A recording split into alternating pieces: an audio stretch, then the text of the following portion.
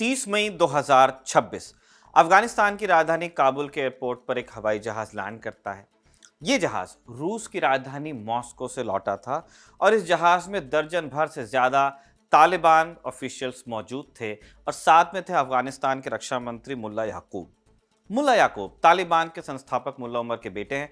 जैसे ही मुल्ला याकूब हवाई जहाज से उतरे, पत्रकारों ने उनसे सवाल करने शुरू किए। याकूब ने बताया कि उनकी रूस यात्रा सफल रही। रूस के साथ अफगानिस्तान ने एक मिलिट्री पैक्ट भी साइन किया है। याकूब ने कहा कि पुरानी जंगों में बहुत से रूसी हथियार हमारे देश में छूट गए। कई हेलीकॉप्टर और दीगर हथियारों को मरम्मत की जरूरत है, तभी हम ये हथियार इस्तेमाल कर सकते हैं। हमने जो पैक्ट साइन किया है उसके बाद रूस हमारी इन हथियारों को मेंटेन करने में, मरम्मत करने में मदद करेगा। मुल्ला याकूब ने इस पैक्ट से जुड़ी बहुत ज्यादा जानकारी तो नहीं दी, लेकिन एक बात जरूर पाकिस्तान को लेकर उन्होंने कही, जिसने पाकिस्तान का ध्यान तो खींचा ही होगा। उन्होंने कहा कि अब पाकिस्तान अफगानिस्तान की धरती पर हमला करने की हिम्मत नहीं करेगा। इस तरह के बयान तो अफगानिस्तान से आमतौर पर आते ही रहते हैं, पर डिफेंस मिनिस्टर अभी अभी रूस के साथ एक पैक्ट साइन करके लौटे थे, इसलिए इस बयान को एक चेतावनी के तौर पर देखा गया। राजदूत के रेगुलर व्यूअर्स जानते हैं कि इन दिनों अफगानिस्तान और पाकिस्तान के रिश्ते ठीक नहीं चल रहे हैं। पाकिस्तान इल्जाम लगाता है कि तहरीक तालिबान पाकिस्तान यानी टीटीपी के आतंकवादी अफगानिस्तान में शरण पाते हैं और वहां से हमले की प्लानिंग करते हैं और इसमें अफगान तालिबान उनका पूरा साथ देता है। वहीं अफगान तालिबान इन आरोपों को पूरी तरह झूठा बताता है। बाकायदा झड़प हो चुकी है इस विषय पर। पाकिस्तान और अफगानिस्तान के बीच में कभी एक दूसरे को ब्रदरली नेशन कहते थे, अब ये दुश्मन बने हुए हैं। पाकिस्तान ने भी एक दफे रूस के साथ दोस्ती की कोशिश की थी, पर जिस नेता ने वो कोशिश की थी आज वो जेल में है। पासा उल्टा है, पाकिस्तान अमेरिका की तरफ देख रहा है और अफगानिस्तान रूस का दोस्त बन रहा है। रूस वो इकलौता देश है जिसने अफगानिस्तान की तालिबान हुकूमत को औपचारिक मान्यता दी है, रिकॉग्नाइज किया है, अब मिलिट्री पैक्ट भी साइन किया। इसमें रूस का अपना फायदा है। रूस इस्लामिक स्टेट खुरासान से परेशान है। मार्च 2024 में रूस में आईसिस ने आतंकवादी हमला किया था जिसमें 151 लोगों की मौत हुई थी। रशियन इंटेलिजेंस का मानना है कि दाइश के लड़ाके एक बार फिर अफगानिस्तान में अपना बेस मजबूत कर सकते हैं। ऐसे में अगर इनसे लड़ना है तो अफगान तालिबान का साथ चाहिए। एक तरफ रूस अफगानिस्तान में फिर से अपने लिए कोई नई भूमिका तलाश रहा है, दूसरी तरफ बीजिंग अपना गेम मजबूत करने की जुगत में। तो आज के शो में हम जानेंगे कि एक बार हाथ जला चुकने के बावजूद रूस अफगानिस्तान के इतने करीब क्यों आ रहा है और दोनों देशों ने जो मिलिट्री पैक्ट साइन किया है उसका क्या असर इस इलाके पर पड़ने वाला है। नमस्कार, स्वीकार कीजिए निखिल का आप खबरगांव का डेली इंटरनेशनल बुलेटिन राजदूत देख रहे हैं।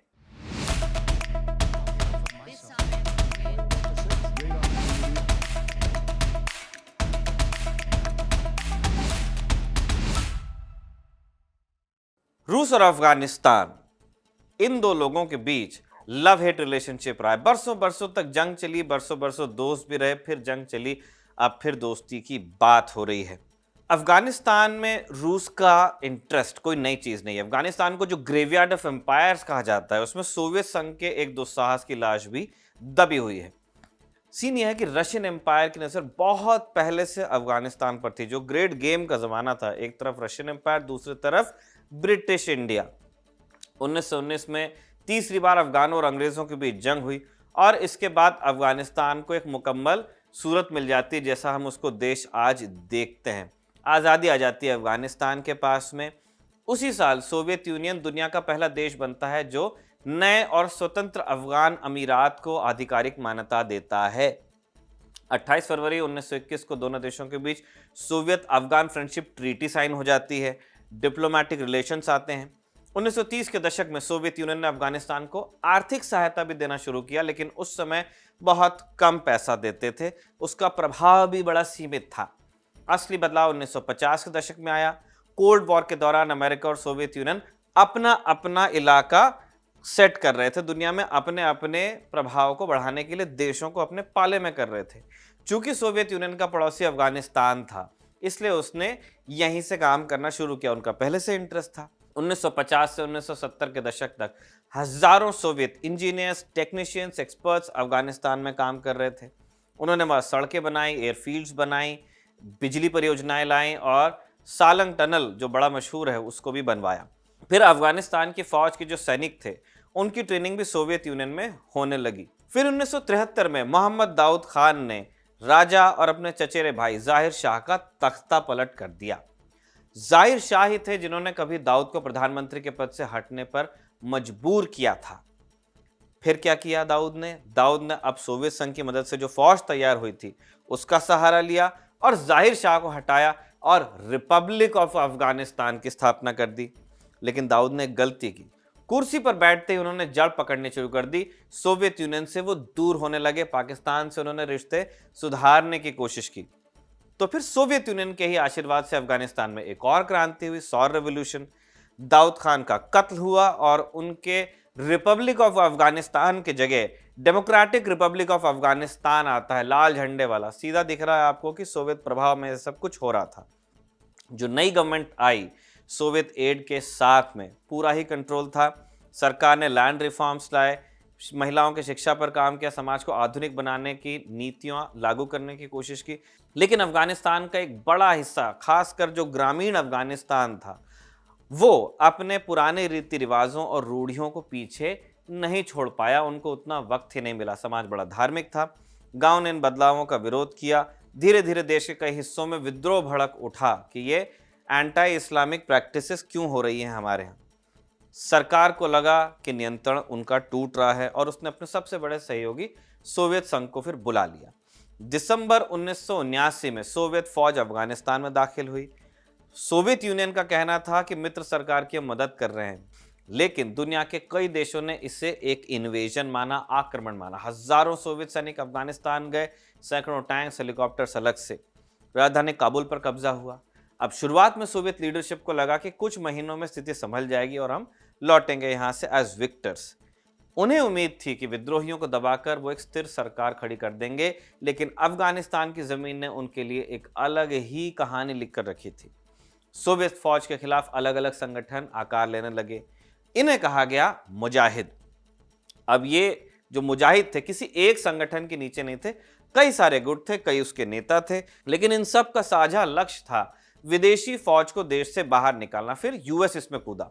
मुजाहिदीन को पैसा, हथियार और ट्रेनिंग दिए गए। पाकिस्तान के मदरसों में सारा काम हुआ और करोड़ों डॉलर पाकिस्तान के रास्ते से होते हुए अफगानिस्तान पहुंचे, बहुत सारे आईएसआई के जेब में गए। 1980 के दशक में युद्ध और बड़ा हुआ। सोवियत फौज के पास टैंक्स थे, लड़ाकू विमान थे, हेलीकॉप्टर थे, आधुनिक हथियार थे। दूसरी तरफ मुजाहिद जो थे वो पहाड़ों, घाटियों और गांवों में लड़ रहे थे। एक स्टिंगर मिसाइल थी जो उनके बड़े काम आई।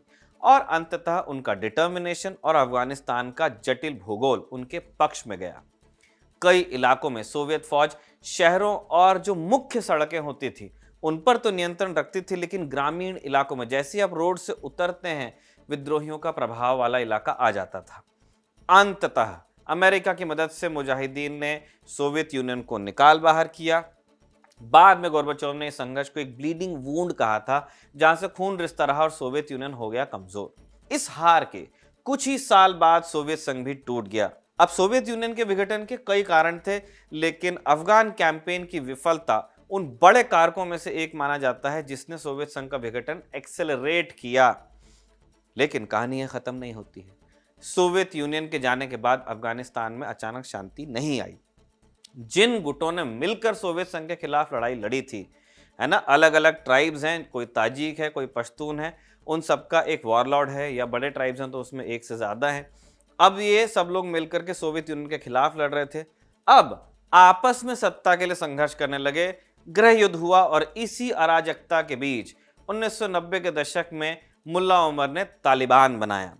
1996 में पहली बार तालिबान ने अफगानिस्तान की सत्ता पर कब्जा किया और इस्लामिक अमीरात ऑफ अफगानिस्तान की स्थापना हुई, पहली बार।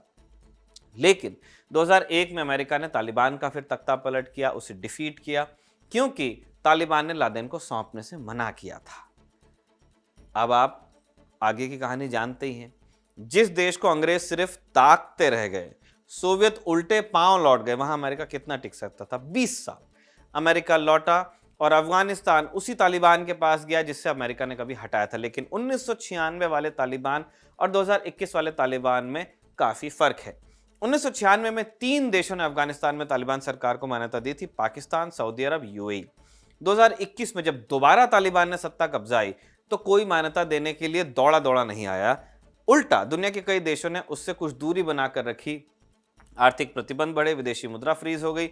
अफगानिस्तान अंतर्राष्ट्रीय स्तर पर काफी अलग थलग पड़ गया। इस माहौल में रूस ने एक अलग रास्ता चुना। उसने तालिबान के साथ संवाद बनाकर रखा, बाकायदा मान्यता दी। सोचिए, 1980 के दशक में सोवियत सैनिक जिन लड़ाकों से लड़ रहे थे, आज रूस उन्हीं के साथ बैठकर समझौते कर रहा है। रूस वो इकलौता देश है जो फॉर्मली रिकॉग्नाइज करता है इस्लामिक अमीरात ऑफ अफगानिस्तान को। क्यों? एक बड़ी वजह सिक्योरिटी कंसर्न्स है रूस के। 2014 में जब इराक और सीरिया में इस्लामिक स्टेट अपने चरम पर था, तब अफगानिस्तान और पाकिस्तान के कुछ जिहादी गुटों ने उसके प्रति वफादारी की घोषणा कर दी थी। 2015 में फिर एक नए संगठन का जन्म होता है, इस्लामिक स्टेट खुरासान, जिसे आईएसआईएस के या आईएसकेपी भी कहा जाता है। अब खुरासान कोई आधुनिक ज्योग्राफी नहीं है, इस्लामिक इतिहास में एक पुराना कॉन्सेप्ट है जिसमें अफगानिस्तान, पाकिस्तान, ईरान और सेंट्रल एशिया के कुछ हिस्से आते हैं। इसलिए आईएसआईएस का सपना सिर्फ अफगानिस्तान पर कब्जा नहीं है, बल्कि पूरे इलाके में खिलाफत वो कायम करना चाहते हैं। दिलचस्प बात यह है कि आईएसआईएस और तालिबान दोनों इस्लामिक शासन की बात करते हैं, लेकिन दोनों एक दूसरे के दुश्मन भी हैं। तालिबान का फोकस अफगानिस्तान पर है, जबकि आईएसआईएस खुद को वैश्विक जिहादी आंदोलन मानता है। पैन इस्लाम में मानते हैं वो, लेकिन मिलिटेंट या टेररिस्ट तरीके से काम करते हैं।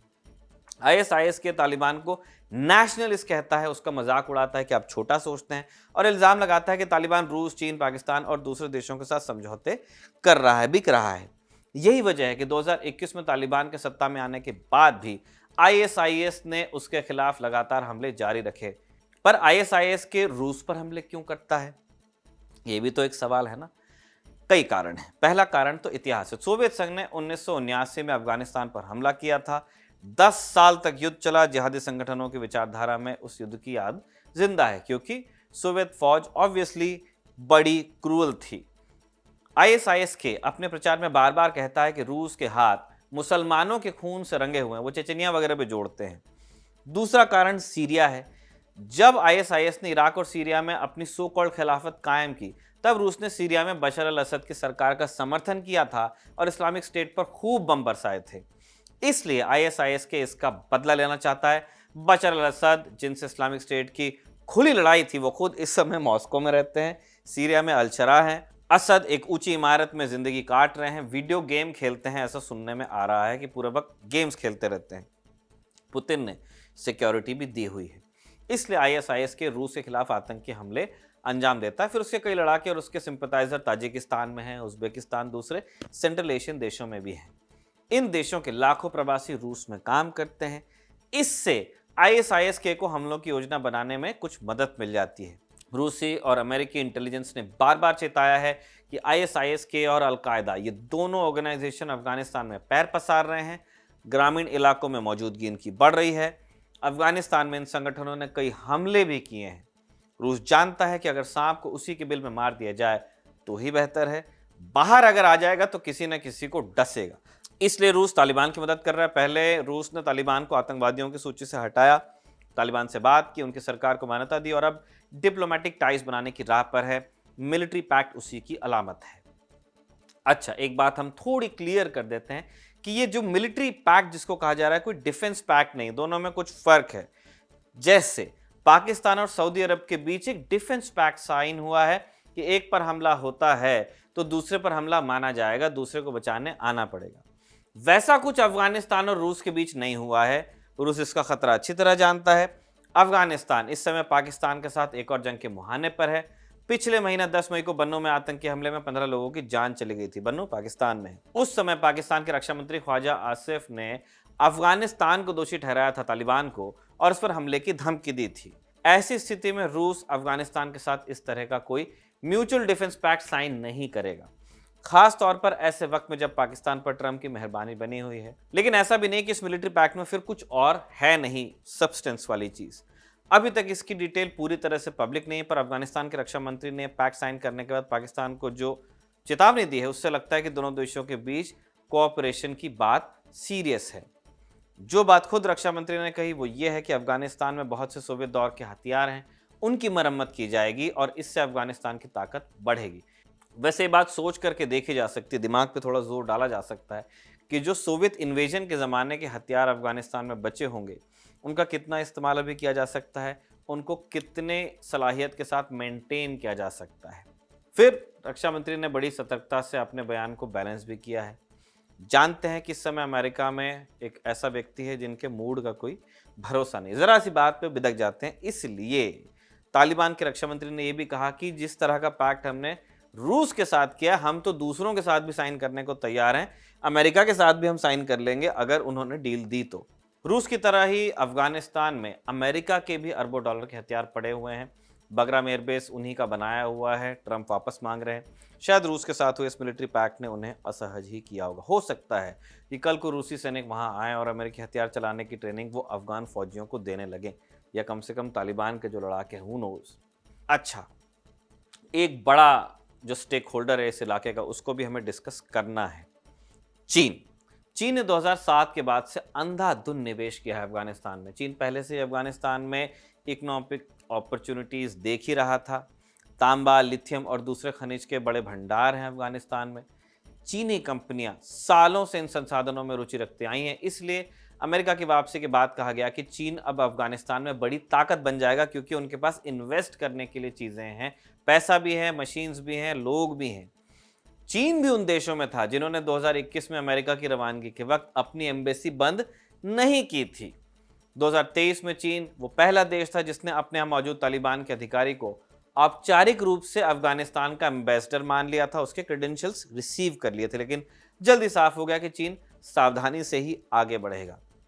चीन निवेश की बात तो कर रहा है, लेकिन वो अफगानिस्तान की सुरक्षा का बोझ अपने कंधों पर नहीं चाहता है, पर अपने निवेश की सुरक्षा भी चाहता है। चीन भविष्य में और अधिक निवेश तभी करेगा जब उसकी पाकिस्तान से जो शिकायत है वो दूर होगी।